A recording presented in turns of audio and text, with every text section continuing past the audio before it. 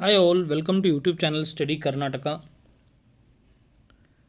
So this is the first video in which we will be covering the 20% of the syllabus that is mentioned for land surveyor.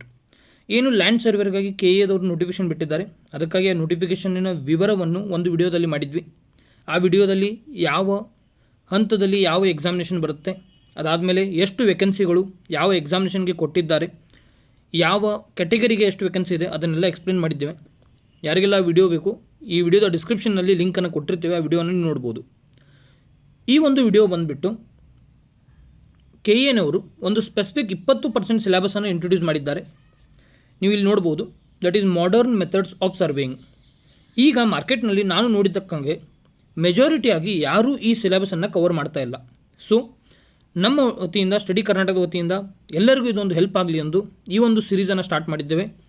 ಇವತ್ತು ಮೊದಲನೇ ಮತ್ತು ಎರಡನೇ ವಿಡಿಯೋನ upload ಮಾಡ್ತೀವಿ. ಅದರಲ್ಲಿ ಈ ಫೋಟೋಗ್ರಾಮೆಟ್ರಿ ಮತ್ತು ಏರಿಯಲ್ ಸರ್ವೆನ ಅತಿ ಬೇಸಿಕ್ಕನ್ನು ನಿಮಗೆ ನಾವು ತಿಳಿಸ್ಕೊಡ್ತೀವಿ. ಅದೇ ರೀತಿಯಾಗಿ ಈ ವಿಡಿಯೋದಲ್ಲಿ ನಾವು ಒಂದು ಪ್ಯಾಟರ್ನನ್ನು ಇಟ್ಟಿದ್ದೇವೆ. ಮೊದಲು ನಿಮಗೆ ಅದನ್ನು ಎಕ್ಸ್ಪ್ಲೇನ್ ಮಾಡ್ತೀವಿ.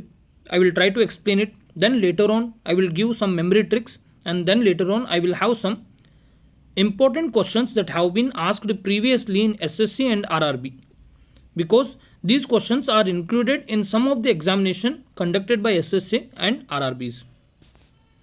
So as you can see, the syllabus of the specific paper modern methods of surveying, that is carrying 20%. It is photogrammetry and aerial survey, the introduction, definition, basic principles, methods, importance of scale, height, applications, satellite imagery, Earth Engine, GIS image analysis, GPS, SFM, DSM, ORI. See, all these words seems to be very much heavy, but when I go on decoding it to you, ನಾನು ಯಾವ ರೀತಿ ನಿಮಗೆ explain ಮಾಡ್ತಾ ಹೋಗ್ತೀನಿ, ಅದು ನಿಮಗೆ ತುಂಬಾ easy ಆಗ್ತಾ ಹೋಗುತ್ತೆ. ಈ 20%ನಲ್ಲಿ ಮಿನಿಮಮ್ ಆಗಿ ಅಂದರೆ 100 ಕ್ವಶನ್ಗಳಲ್ಲಿ 20% ಅಂದರೆ 15 to 20 ಕ್ವಶನ್ಸ್ ಇದರ ಮೇಲೆ ಬಂದೇ ಬರುತ್ತೆ. ಈ 15-20 ಕ್ವಶನ್ಗಳಲ್ಲಿ ಮಿನಿಮಮ್ ಆಗಿ 18 ಸ್ಕೋರ್ ಮಾಡಲೇಬೇಕು, ಯಾಕಂದರೆ ಇದೊಂದು ಟಾಪಿಕ್ಕು ಈಸಿ ಆಗಿದೆ. ಸೊ ಹೀಗಾಗಿ ಇದರಲ್ಲಿ ಸ್ಕೋರಿಂಗ್ ಹೆಚ್ಚಿಗೆ ಆಗಿರುತ್ತೆ. ದಯಮಾಡಿ ಇದನ್ನು ನಾನು ಹೇಳ್ತಕ್ಕಂಥ ಪ್ರತಿಯೊಂದು ಕ್ಲಾಸಿನ ನೋಟ್ಸನ್ನು ಮಾಡ್ಕೊಳ್ಳಿ, ಪದೇ ಪದೇ ರಿವಿಷನ್ ಮಾಡಿ. ನಿಮಗೆ ಫಾರ್ ಶ್ಯೂರ್ ಆಗಿ 15-18 ಕ್ವಶನ್ ನಿಮಗೆ ಎಕ್ಸಾಮಿನೇಷನಲ್ಲಿ ಬಂದೇ ಬರುತ್ತೆ. The next syllabus is remote sensing, global positioning system, geographical information system and advance positioning and satellite communication technology in surveying. So let's begin. In this first video we will be covering introduction to photogrammetry. ಫೋಟೋಗ್ರಾಮೆಟ್ರಿನ ಅತಿ basic introduction ನೋಡೋಣ. ಮುಂದಿನ ವಿಡಿಯೋದಲ್ಲಿ ನಾವು introduction to aerial ಸರ್ವೇನ ನೋಡೋಣ. ಇವು ಎರಡೂದರನ್ನು ಬೇಸಿಕ್ಗಳನ್ನು ನಾವು ಅರ್ಥ ಮಾಡ್ಕೊಂಡಿದ್ದಲ್ಲಿ ಮುಂದೆ ಬರ್ತಕ್ಕಂಥ ಪ್ರತಿಯೊಂದು ಪ್ರಿನ್ಸಿಪಲ್ ಆಗಲಿ ಯಾವುದೇ ಆದ ಒಂದು ಟೆಕ್ನಿಕ್ ಇರಲಿ ಅದು ನಿಮಗೆ ಈಸಿಯಾಗಿ ಅರ್ಥ ಆಗುತ್ತೆ. So let's begin with the first topic, that is introduction to photogrammetry. Photogrammetry is the science and art. ಇದೊಂದು ಸೈನ್ಸ್ ಆಗಿದೆ ಮತ್ತು art. It is an science and art of obtaining reliable information about the objects and the environment through recording, measuring and interpreting photographs.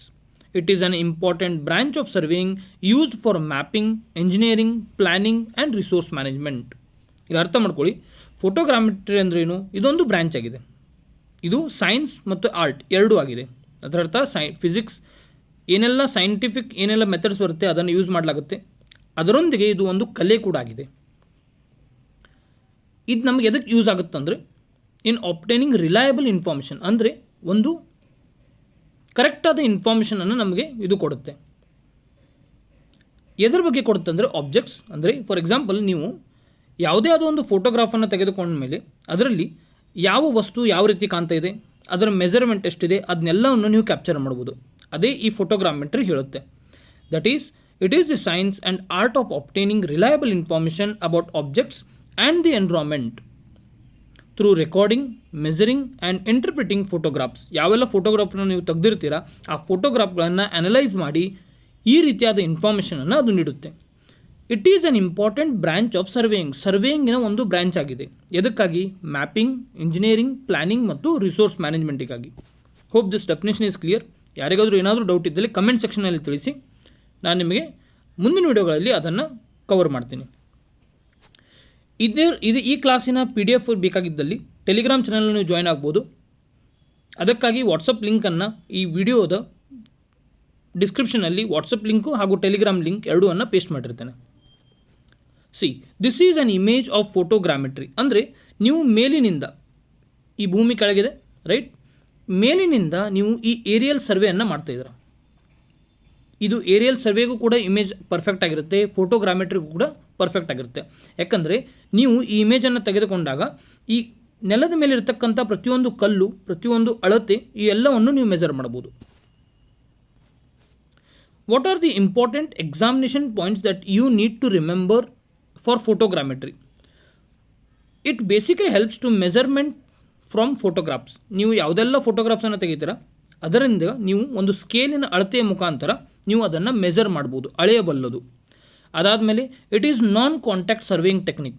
ಮೊದಲಿಗೆ ಹೇಗಿತ್ತು, ಚೇನನ್ನು use ಮಾಡ್ತಿದ್ರು. ನೀವು ಯಾವುದೇ ಒಂದು ಹೊಲ ಆಗಲಿ ಅಥವಾ ಪ್ಲಾಟ್ ಆಗಲಿ ಅಳೆಯಲಿಕ್ಕೆ ಹೋದಾಗ ಅಲ್ಲಿ ನೀವು ಚೇನನ್ನು ಯೂಸ್ ಮಾಡ್ತಿದ್ರು. ಆದರೆ ಈಗ ಈ ಫೋಟೋಗ್ರಾಮೆಟ್ರಿ ಮತ್ತು ಏರಿಯಲ್ ಸರ್ವೆ ಮುಖಾಂತರ ಇದನ್ನು ನಾವು ನಾನ್ ಕಾಂಟ್ಯಾಕ್ಟ್ ಸರ್ವೇಯಿಂಗ್ ಟೆಕ್ನಿಕ್ ಅಂತ ಕರಿತೀವಿ. ಅಂದರೆ ನಾವು ಯಾವುದೇ ಆದ ಒಂದು ವಸ್ತುವನ್ನು ಮುಟ್ಟದೇ ಇದ್ದರೂ ಕೂಡ ಕೇವಲ ಫೋಟೋಗ್ರಾಫಿನ ಆಧಾರದ ಮೇಲೆ ನಾವು ಅಳತೆಯನ್ನು ಮಾಡ್ತೀವಿ.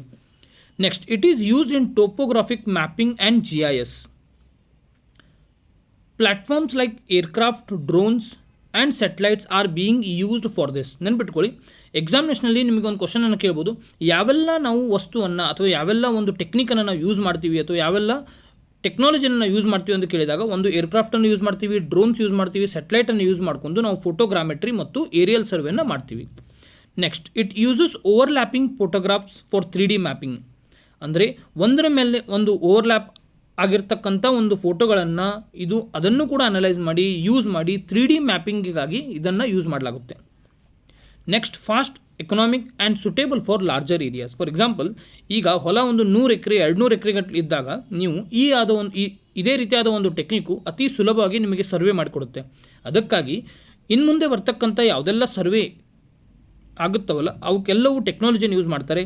ಅದಕ್ಕಾಗಿ ಈ ಒಂದು ಸಿಲೆಬಸನ್ನು KENವರು ಈ ಎಕ್ಸಾಮಿನೇಷನಲ್ಲಿ ಇನ್ಕ್ಲೂಡ್ ಮಾಡಿದ್ದಾರೆ.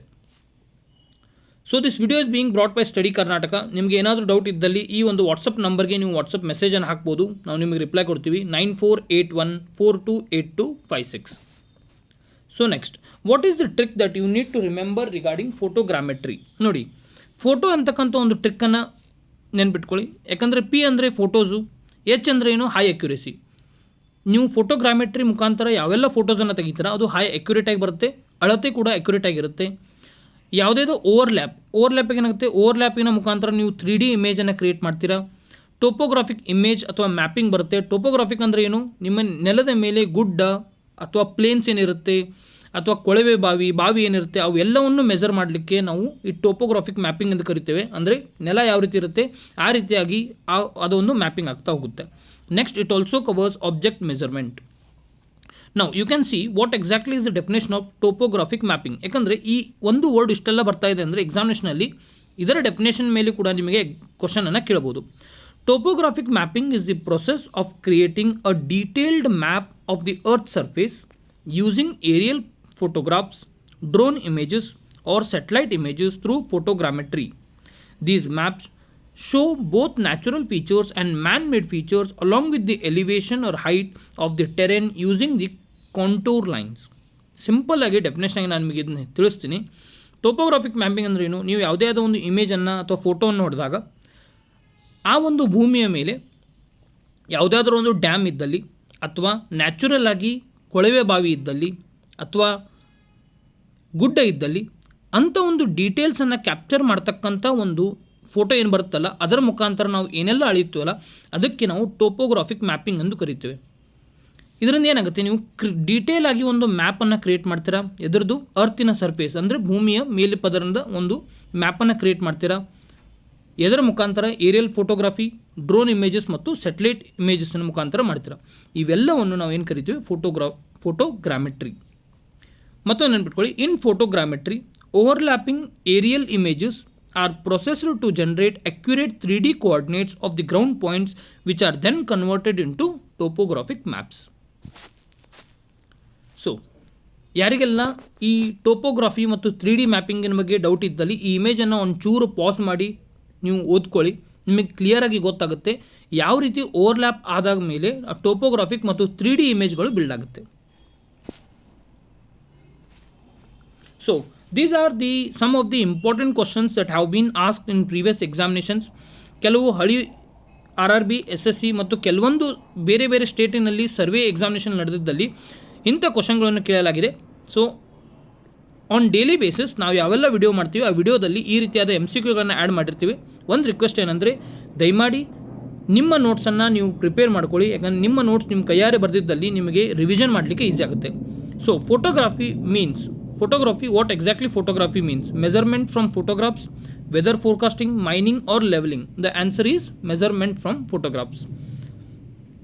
ಇವೆಲ್ಲ ಕ್ವಶನ್ ನಿಮಗೆ ಬೇಸಿಕ್ ಅನ್ನಿಸ್ಬೋದು, ಆದರೆ ಎಕ್ಸಾಮಿನೇಷನಲ್ಲಿ ಕುಂತಾಗ ಡೌಟ್ ಸ್ಟಾರ್ಟ್ ಆಗುತ್ತೆ. ಯಾಕಂದರೆ ಲೆವೆಲಿಂಗು, ಮೆಜರ್ಮೆಂಟ್ ಫ್ರಮ್ ಫೋಟೋಗ್ರಾಫ್ಸ್ ಡೌಟ್, ಇವೆರಡು ನೀವು ಕ್ಯಾನ್ಸಲ್ ಮಾಡಿದರೂ ಕೂಡ ಇವೆರಡರಲ್ಲಿ ಡೌಟ್ ಬರುತ್ತೆ. ಆಗ 50% ಚಾನ್ಸ್ ಬರುತ್ತೆ. ಹೀಗಾಗಿ ನಿಮಗೆ ಕಂಪ್ಲೀಟಾಗಿ ಗೊತ್ತಿದ್ದಾಗ ಮಾತ್ರ ನೀವು ಇದನ್ನು ಆನ್ಸರ್ ಮಾಡ್ಬೋದು. So the answer for this first question is measurement from photographs. Second question, it is dash surveying method: contact, non contact, marine and tunnel.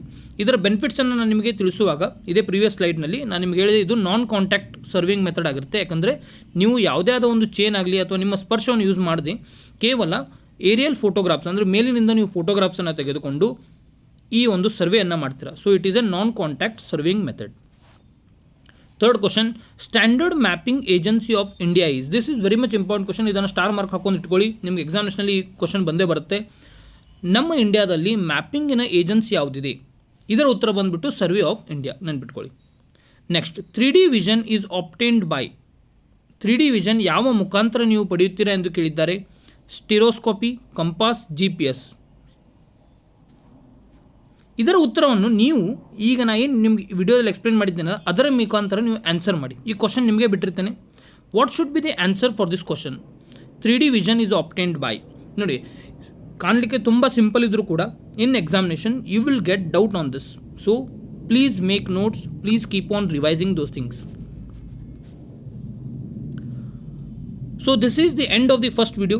Like this, we will be bringing many more videos that will cover your syllabus within 2 months, and we will try to complete the entire syllabus of the paper 2 within 2 months. If you have any doubts, you can contact on our WhatsApp number 9481428256. And one request, please do prepare your own notes by your own handwriting so that it will be easy for you to understand and revise the things. We will be uploading the second video soon. Thanks for watching the video. Have a nice day. Bye.